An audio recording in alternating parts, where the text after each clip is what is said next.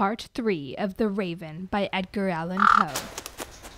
Startled at the stillness broken by reply so aptly spoken, doubtless, said I, what it utters is its only stock and store, caught from some unhappy master whom unmerciful disaster followed fast and followed faster till his songs one burden bore, till the dirges of his hope that melancholy burden bore, of never, nevermore. But the raven, still beguiling all my sad soul into smiling, straight I wheeled a cushioned seat in front of bird and bust and door. Then upon the velvet sinking, I betook myself to linking fancy onto fancy, thinking what this ominous bird of yore, what this grim, ungainly, ghastly, gaunt, and ominous bird of yore meant in croaking, nevermore. This I sat engaged in guessing, but no syllable expressing to the fowl whose fiery eyes now burned into thy bosom's core.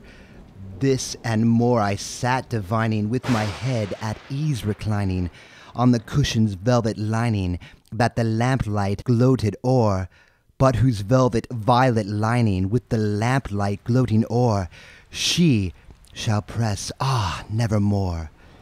Then methought the air grew denser, perfumed from an unseen censer, swung by seraphim whose footfalls tinkled on the buttered floor. Wretch, I cried, thy God hath lent thee, by these angels he has sent thee, respite, respite, and nepenthe from thy memories of Lenore. Quaff, O quaff, this kind nepenthe, and forget this lost Lenore. Quoth the raven, nevermore.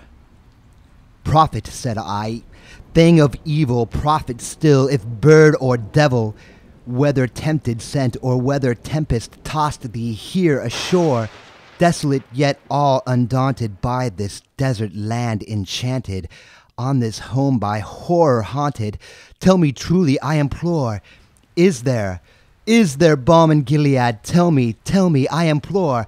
Quoth the raven, nevermore. Prophet, said I, thing of evil, prophet still of bird or devil, by that heaven that bends above us, by that God we both adore, tell this soul with sorrow laden, if within the distant Aidenn it shall clasp a sainted maiden, whom the angels name Lenore, clasp a rare and radiant maiden, whom the angels name Lenore. Quoth the raven, nevermore. Be that word our sign of parting, bird or fiend, I shrieked upstarting.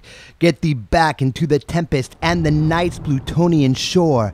Leave no black plume as a token of that lie thy soul hath spoken.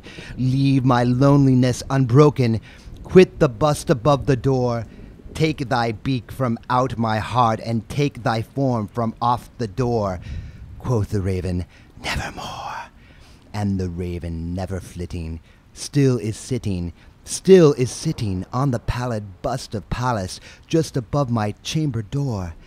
And his eyes have all the seeming of a demon's that is dreaming, and the lamplight o'er him streaming throws his shadow on the floor, and my soul from out that shadow that lies floating on the floor shall be lifted nevermore.